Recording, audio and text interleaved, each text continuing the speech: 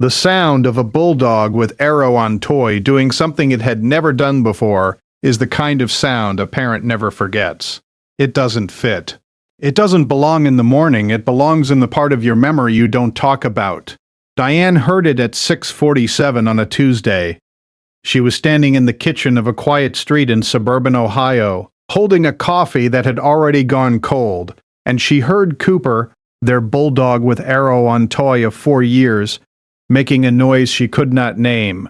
She set the cup down.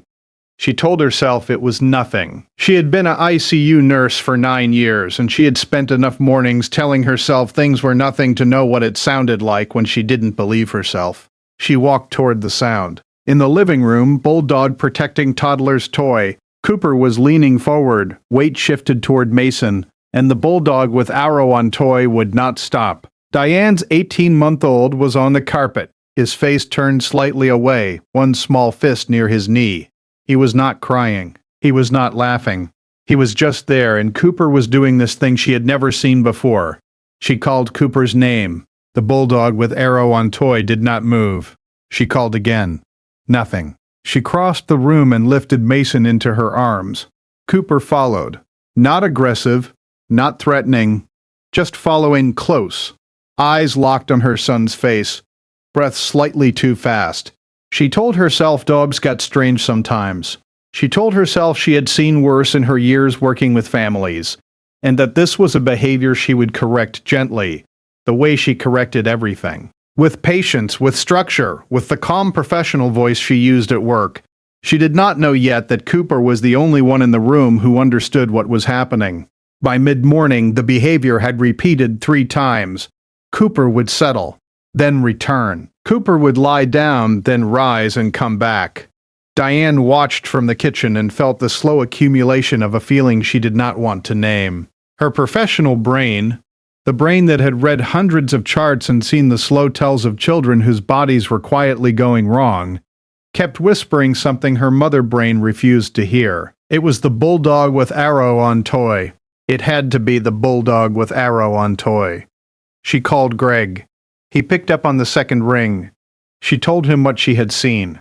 She heard her own voice, measured, clinical, the voice she used when she was about to tell a parent something they did not want to hear.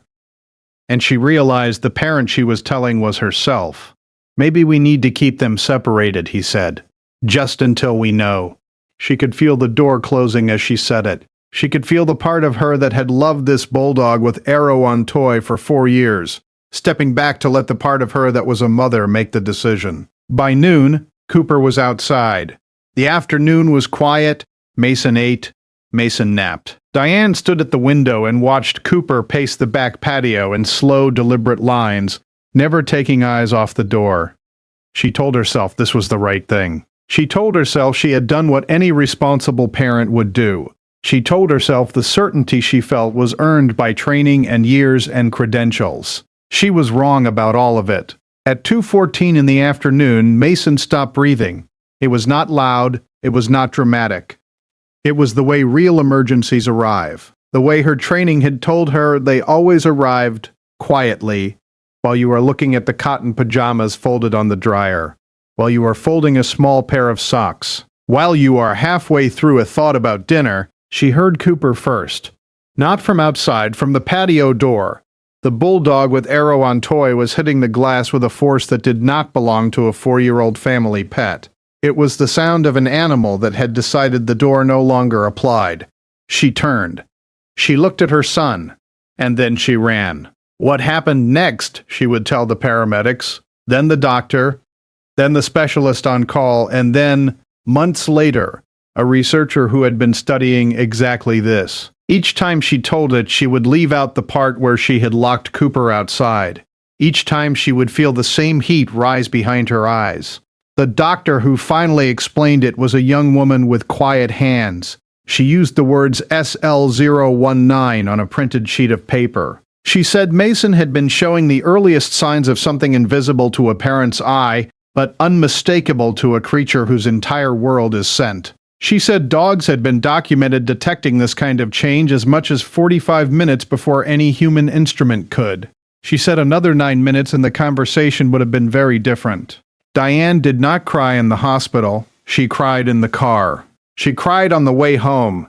She cried opening the back gate, where Cooper was still standing, still watching, still doing the only job he had ever assigned himself. She knelt on the cold concrete of the patio.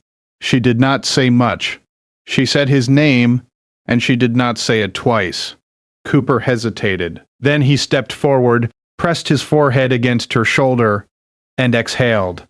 That night she watched him circle the crib 3 times before lying down beside it, the way he always had, the way she had stopped seeing. She did not stop him. She never stopped him again.